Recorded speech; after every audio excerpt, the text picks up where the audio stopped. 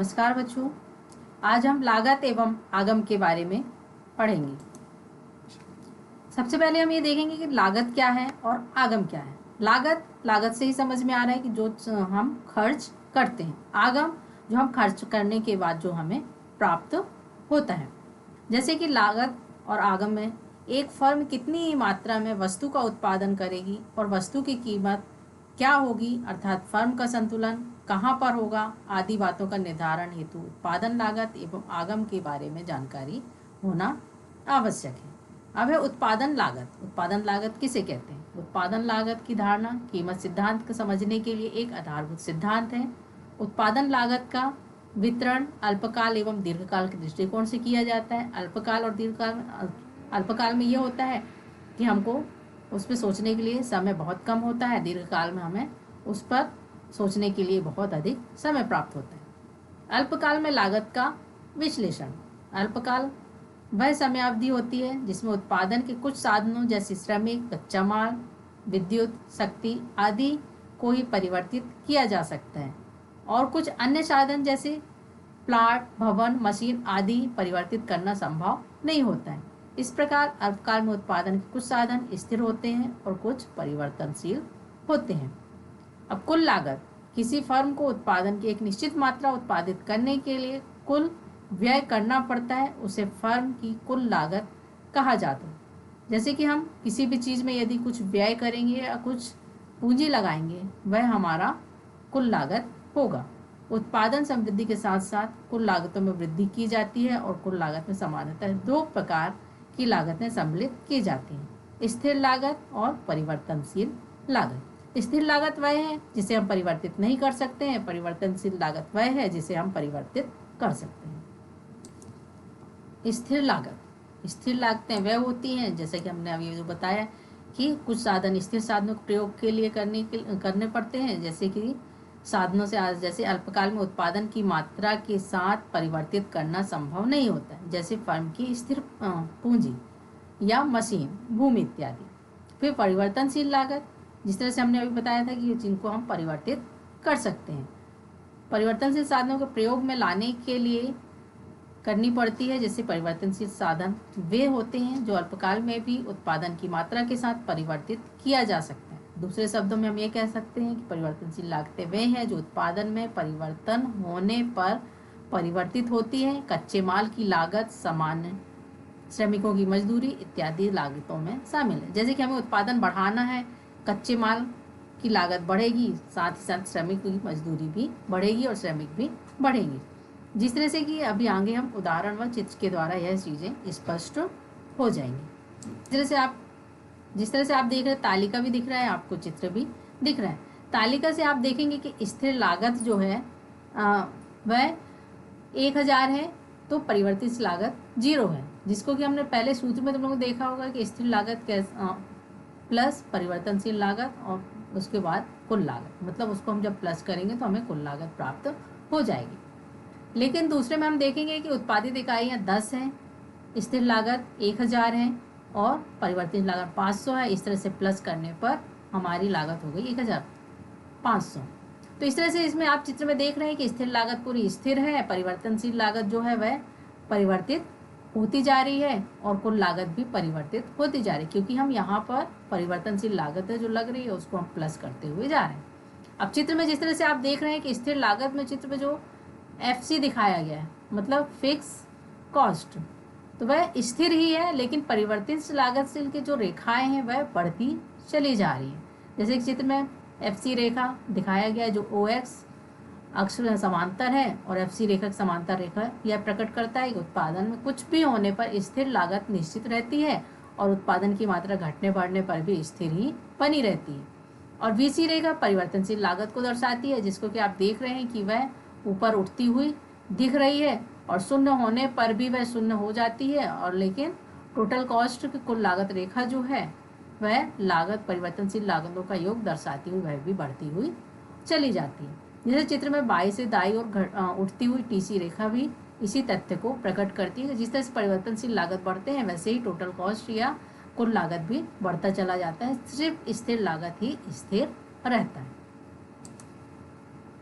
अब स्थिर एवं परिवर्तनशील लागतों में अंतर। स्थिर और परिवर्तनशील लागत को समझने के लिए सबसे अच्छा तरीका है कि हम अंतर के द्वारा भी उसको समझ सकते हैं। जैसे कि स्थिर लागतों का संबंध अल्पकाल में उत्पादन में स्थिर साधनों से होता है और परिवर्तनशील लागतों का संबंध अल्पकाल में परिवर्तनशील साधनों से होता है। जिस तरह से हमने कहा कि परिवर्तनशील लागत परिवर्तित किया जा सकता है, स्थिर लागतों को परिवर्तित नहीं किया जा सकता है। जैसे उत्पादन की मात्रा में परिवर्तन का स्थिर लागत पर कोई प्रभाव नहीं पड़ता है, लेकिन परिवर्तनशील लागतों को परिवर्तित हो जाती है। अल्पकाल में उत्पादन बंद हो जाने पर भी हमें स्थिर लागतें वहन करनी पड़ती है, लेकिन अल्पकाल में उत्पादन बंद हो जाने पर परिवर्तनशील लागतें शून्य हो जाती, क्योंकि उत्पादन ही नहीं होगा तो उसमें आय ही प्राप्त नहीं होगी। कुल लागत में परिवर्तनशील लागतें घटाने पर स्थिर लागतें प्राप्त होती हैं। कुल लागत में स्थिर लागतें घटाने पर परिवर्तनशील लागतें प्राप्त होती हैं। निष्कर्ष के रूप में यह कहा जा सकता है, स्थिर तथा परिवर्तनशील लागतों का अंतर केवल मात्रा का है, ना कि किस्म का। स्थिर लागतें अल्पकाल में भी स्थिर होती हैं, दीर्घकाल में तो वह भी परिवर्तनशील लागतों का रूप ले लेती हैं। दीर्घकाल में परिवर्तनशील लागतों का रूप इसलिए ले लेती है क्योंकि हमें बहुत समय मिल जाता है, तो उसमें हम अपनी भूमि या मशीनों में भी वृद्धि करके उसको बढ़ा सकते हैं। ये देखिए कि औसत लागतें।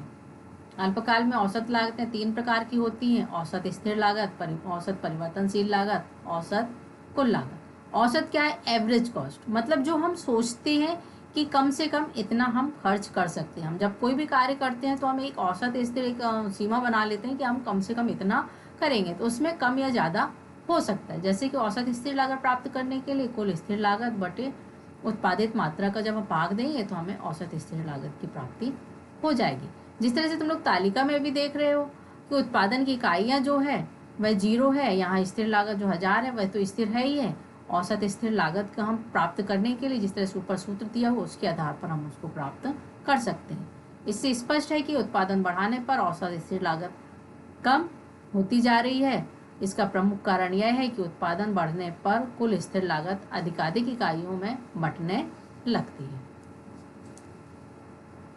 औसत स्थिर लागत वक्र से बाएं नीचे की ओर गिरता हुआ है, जो कि इस वक्त व्यक्त कर रहा है कि उत्पादन मात्रा बढ़ने पर स्थिर लागत कम होती जाती है और एवरेज फिक्स कॉस्ट जो है वह नीचे गिरता हुआ अवश्य है, परंतु एक अक्ष पर वह शून्य हो जाता है।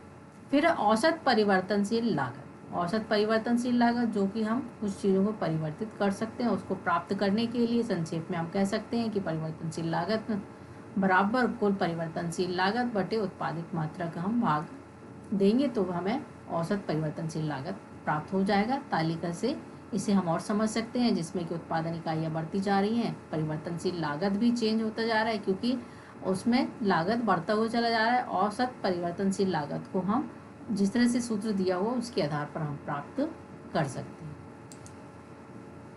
हमने पहले चित्र में देखा है कि उसमें उत्पादन की मात्रा बढ़ने पर टी बिंदु पर दाएं के नीचे गिरता हुआ है, उसके ऊपर उठने भी लगता है क्योंकि वह एक स्तर पर नीचे आएगा, उसके बाद वह वक्र कर्व जो तटस्थ वक्र है वह ऊपर उठने लगता है। जब नीचे आता है तो वह वृद्धि जब वह ऊपर बढ़ता है तो वह वृद्धि नियम लागू होता है और घटने की प्रवृत्ति आती तो उत्पत्ति ह्रास नियम लागू होने लगता है। उसी तरह से औसत कुल लागत, इसे औसत लागत भी कहते हैं। जैसे कुल उत्पादन में मात्रा भाग देने पर कुल लागत प्राप्त होती है। कुल लागत जैसे कुल लागत बटे उत्पादन की मात्रा। औसत लागत जो हम प्राप्त करने के लिए जो हमें कुल लागत है, टोटल मतलब जो हमने खर्च किया है, जो खर्च आया है उस पर जो मात्रा हमने उत्पादित की है, जो वस्तु जितना उत्पादन उसका भाग दे देंगे तो औसत लागत प्राप्त हो जाएगी। मतलब एक वस्तु की कीमत जो है वह प्राप्त हो जाएगी। क्योंकि कुल लागत परिवर्तनशील लागत स्थिर लागत का योग होती है, इसलिए औसत कुल लागत को औसत परिवर्तनशील लागत और औसत स्थिर लागत का योग करके भी निकाला जा सकता है। फिर इसके बाद है सीमांत लागत। उत्पादन की मात्रा में एक अतिरिक्त इकाई का उत्पादन बढ़ाने पर कुल लागत में जो वृद्धि होती है उसे सीमांत लागत कहते हैं। सरल शब्दों में हम कह सकते हैं कि एक अतिरिक्त इकाई के उत्पादन की जो लागत होती है उसे सीमांत लागत कहते हैं। और सीमांत लागत को निम्न तालिका से समझा जा सकता है। जिस तरह से कि उत्पादन की इकाई 0 है, कुल लागत हमारा 1000 है, यहाँ पर सीमांत लागत कुछ भी नहीं है। लेकिन जैसे ही उत्पादन इकाइयों में 1 हुआ, वृद्धि हुई, तो यहाँ पर 1100 हुआ। 1100 प्लस 1000 बराबर मतलब 1100 माइनस 1000 बराबर 100 हो गया। तो इस तरह से यहाँ पर हम सीमांत लागत की गणना इस तरह से कर सकते हैं। इसी प्रकार सीमांत लागत की उत्पादन की n इकाइयों की कुल लागत तथा n-1 इकाइयों की लागत का अंतर होती है। सूत्र के रूप में हम MC बराबर TCN माइनस TCN माइनस 1 कर सकते हैं। अब लागत वक्त हमेशा U आकृति के क्यों होते हैं? इसके लिए हम श्रम संबंधी बचत, तो ये श्रम संबंधी विभाजन जो है विशिष्टीकरण परिणाम होती है। जब उत्पादन मात्रा अधिक किया जाता है श्रम विभाजन विशिष्टीकरण में उतना ही अधिक संभव हो जाता है, क्योंकि जब हम उत्पादन बढ़ाते हैं, श्रम संबंधी बचतें करते हैं, तो श्रमों की कुशलता में भी वृद्धि होती जाती है और प्रति इकाई उत्पादन लागत भी कम हो जाती है। क्योंकि उत्पादन वृद्धि होने लगती है तो प्रति उत्पादन लागत भी कम हो जाती है। फिर तकनीकी बचतें। अब तकनीकी बचतें करने के लिए हम उत्पादन तक सुधार करने के लिए जो बचतें प्राप्त होती है उन्हें तकनीकी बचतें कहते हैं। जैसे आधुनिक मशीनें, बड़े आकार की मशीनें इत्यादि तकनीकी बचतें हैं, क्योंकि जब बड़ी मशीनें और बड़े आकार के मशीनों का जब हम उपयोग करते हैं तकनीकी बचत हो जाती है, क्योंकि वही एक मशीन पूरे कार्य वह अकेले ही कर दे। जिस तरह से तुम लोग देखते होंगे कि 10 लोगों के मजदूरों का काम एक जेसीबी मशीन अकेला ही एक व्यक्ति मशीन लगाकर कर लेते हैं। फिर विपणन की बचतें। जब फर्म अपने उत्पादन की मात्रा को बढ़ाती है तब उत्पाद में विक्रय लागतें नहीं बढ़ती हैं, जिससे प्रति इकाई लागत कम हो जाती है और फर्म की वस्तुओं का उत्पादन 2 गुना कर देती है, जिससे विक्रय लागतें और विज्ञापन प्रचार व्यय में 2 गुना नहीं करना पड़ता, क्योंकि ये सारी चीज़ें जो है वह एक ही बार प्रचार कर चुका होता है और व्यय में भी 2 गुना नहीं करना पड़ता। फिर प्रबंधकीय बचतें। प्रबंध पर होने वाला व्यय क्रमशः कम हो जाता है और कुशल प्रबंधक अधिक मात्रा में उत्पादन प्राप्त उसी कुशलता के साथ कर सकता है जितना थोड़े उत्पादन में, क्योंकि यहाँ पर श्रमिक जो है स्वाभाविक रूप से वह कुशल हो जाता है, उस कार्य में इतना दक्ष हो जाता है कि वह उत्पादन करने में उसकी स्पीड जो है या उसकी तीव्रता जो है वह बढ़ जाती है।